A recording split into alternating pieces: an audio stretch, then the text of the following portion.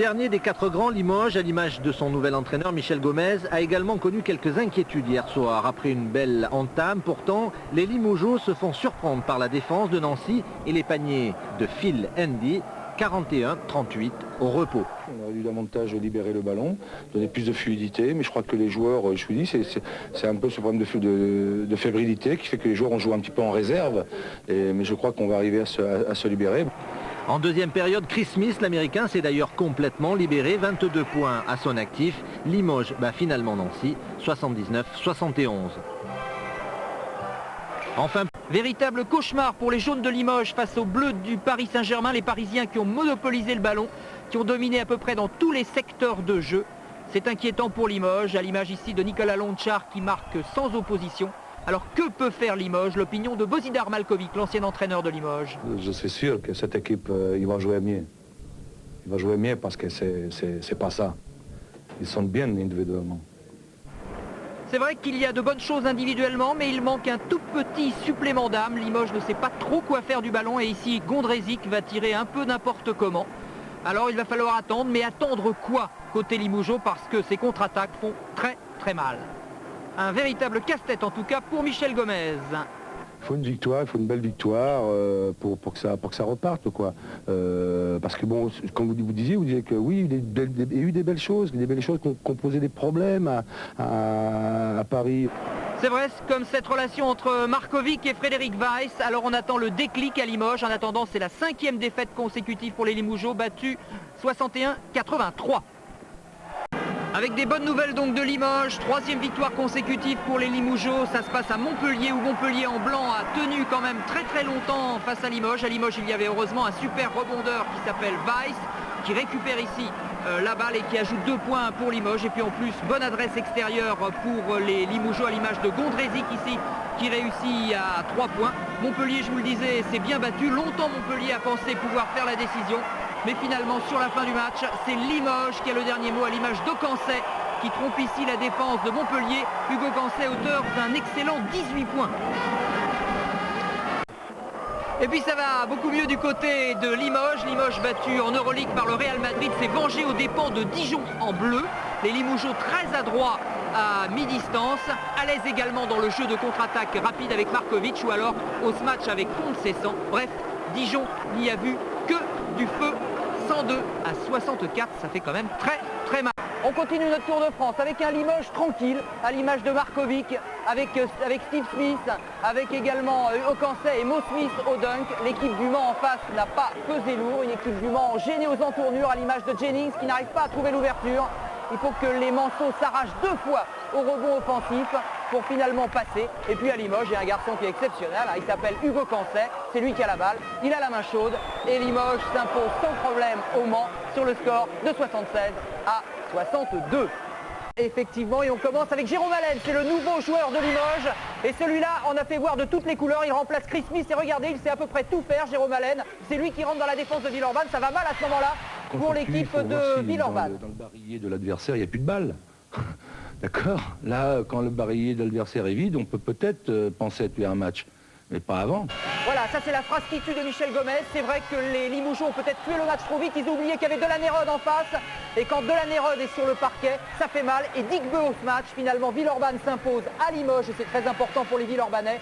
Sur le score de 76 à 65 avec un super. Il a failli venir de Limoges avec Évreux et ce panier à 3 points de Demory. Évreux qui a mené pendant presque tout le match et le Limoges qui balbutie son basket. Interception de crédit pour Claude Williams. Il y a même Frigou qui va en rajouter une petite louche ou plutôt une petite patte derrière et grosse colère de Michel Gomez puisque ces joueurs sont menés de 8 points à 5 minutes de la pause. Heureusement, il va y avoir 26 points de Conceição et sur le fil, eh bien Limoges va s'imposer. Ça aurait fait désordre quand même de perdre après avoir battu jeudi le champion d'Europe dans sa salle. Enfin, une équipe. L'accueil fait à Jacques Monclar, l'accueil de Beaublanc. Regardez Jacques Monclar, chômeur il n'y a pas si longtemps. Bienvenue Jacques, espérons donc que tout va bien aller pour Jacques Monclar. En tout cas, c'est Frédéric Weiss, le pivot de l'équipe de France qui a donné le ton à Beaublanc face au Rouge de Châlons grâce à ce match. Weiss 21 points. Il y a eu aussi Markovic, regardez Markovic qui rate son panier mais qui va suivre le rebond et le Bosniaque réussit 22 points. Chalon est dépassé malgré 21 points de Simkins. Jacques Monclar peut faire le gros bisou de retrouvailles à Beaublanc. Limoges s'impose 83-74, 22. De l'action, toujours de l'action. Regardez bien Darius Hall, le numéro 12 de Besançon en blanc dans ses œuvres face à Limoges. 9 points en 5 minutes. Un dunk foudroyant pour commencer plus tard. Une deuxième chevauchée pour un panier plus alambiqué, mais qui coûte cher à Limoges, mené durant toute la première période. Et ce, malgré la présence décuplée de Frédéric Weiss dans la raquette. 18 points pour Weiss. Pour lui, la méthode Monclar commence à payer. Pour Limoges aussi qui s'accroche pour sans cesse recoller au score. Limoges qui peut compter sur Markovic, 13 points, un modèle de sobriété. Limoges qui finit par s'imposer 72-67. Du coup, c'est Jacques Monclar qui a trouvé matière à se rassurer.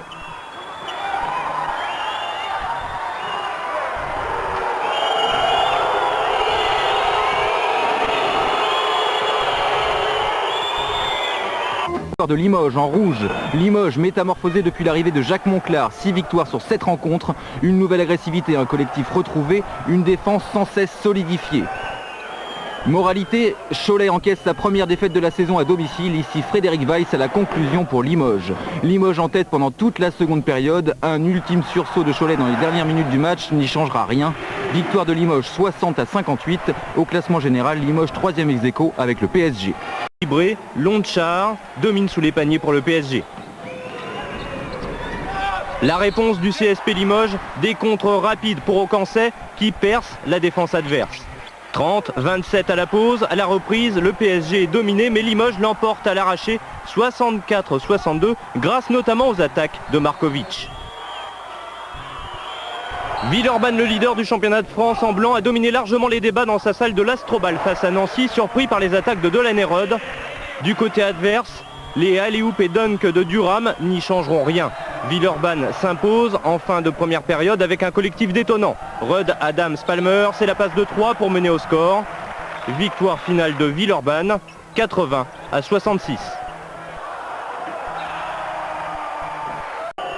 Attention aux erreurs des Rouges de Strasbourg, la contre-attaque de Villeurbanne, ça va vite et ça passe naturellement par Delaney-Rod qui démarque Rémi Ripper. Villeurbanne s'est promené dans sa salle face à l'équipe de Strasbourg. Pluvy qui démarque Palmer. Strasbourg a bien tenté de réagir comme sur ce tir à 3 points. Mais il y avait Villeurbanne, il y avait Delaney-Rod qui attend le buzzer pour tirer victorieusement. Promenade donc de Villeurbanne. 76-60 avec 14. Et puis à Nancy, Villeurbanne en vert a tremblé longtemps face à l'adresse des Nancéens. 49 partout par exemple, à l'image d'un Cyril Julien qui s'est arraché ici pour prendre les rebonds. Mais Greg Beugnot, l'entraîneur, avait tout prévu, absolument tout. On avait programmé un match en 30 minutes bras de fer et les 10 dernières minutes essayer d'exploiter nos qualités qui sont propres, c'est-à-dire le jeu rapide.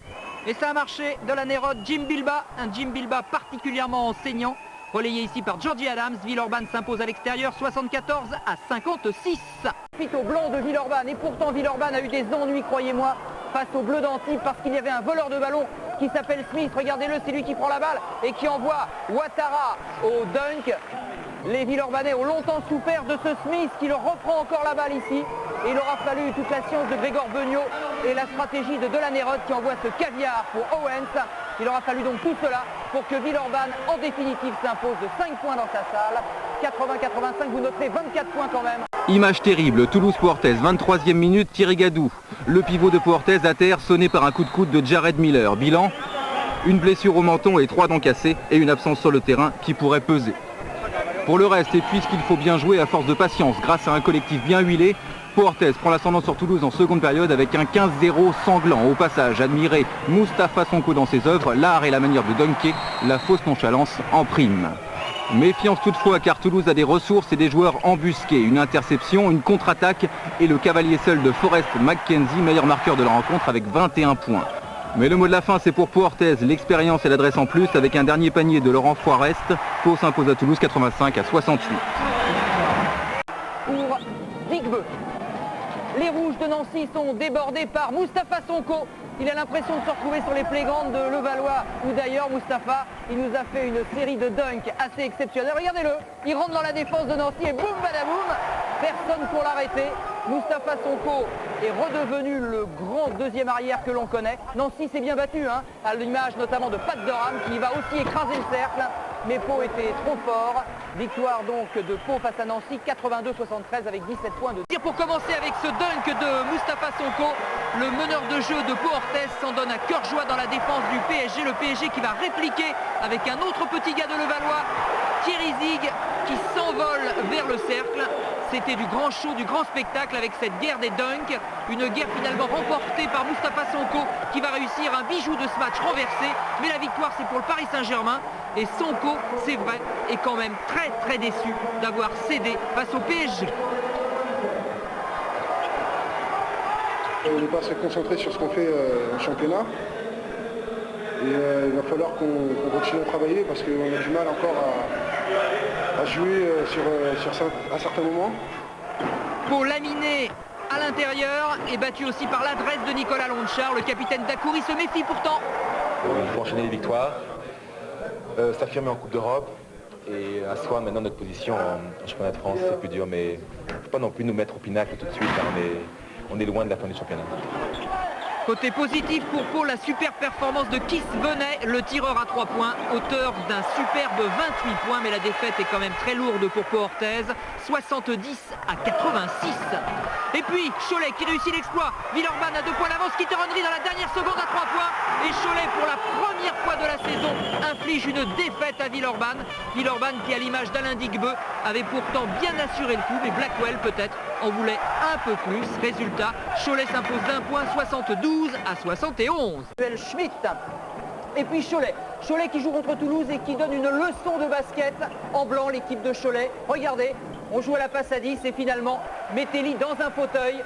L'équipe de Cholet qui a donc débordé très rapidement Toulouse, à l'image de Jean-Philippe Metelli. Il va en mettre une petite et regardez juste derrière, il va mettre un super smash Metelli. Le numéro 11 frappe aux portes de l'équipe de France incontestablement. Cholet en tout cas s'est promené face à Toulouse malgré un très bon Narcisse Ewodo à 3 points. Le shooter de Toulouse, seulement Blackwell, le numéro 5, était vraiment insaisissable. 83-60. Mais sûrement, c'est Cholet face à Strasbourg et pourtant à Strasbourg il y a Jackson. Regardez cette action, c'est un dunk magnifique.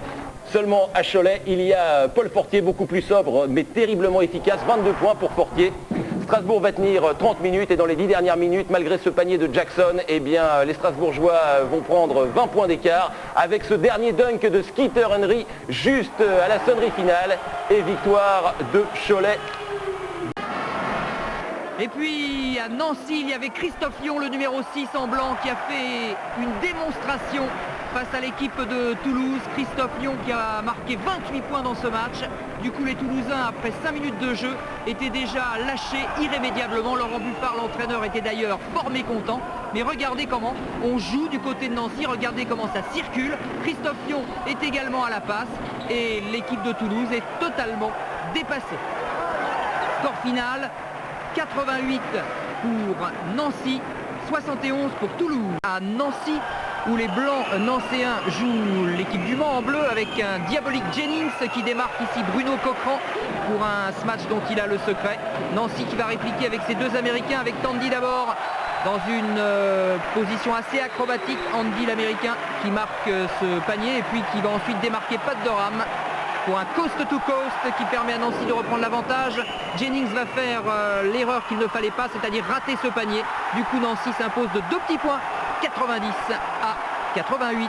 Là également à Nancy, ambiance de folie. C'est Olivier Saint-Jean, le premier Français qui va jouer aux États-Unis en NBA, qui a donné le coup d'envoi de la saison du PSG Racing hier soir à Coubertin. Une saison qui commence en trombe pour les champions de France en bleu face à Chalon, avec très vite la puissance intérieure de l'Espagnol Reyes ou l'adresse extérieure du Yougoslave Loncar, 2 des nouvelles recrues parisiennes. Et puis bien sûr, avec tout au long de la rencontre, une défense de fer. Mais normal, Bozidar Malkovic est revenu en France, c'est le nouveau coach des Parisiens. Et la défense sapée, surtout lorsque Chalon, en milieu de rencontre, revient à 6 points.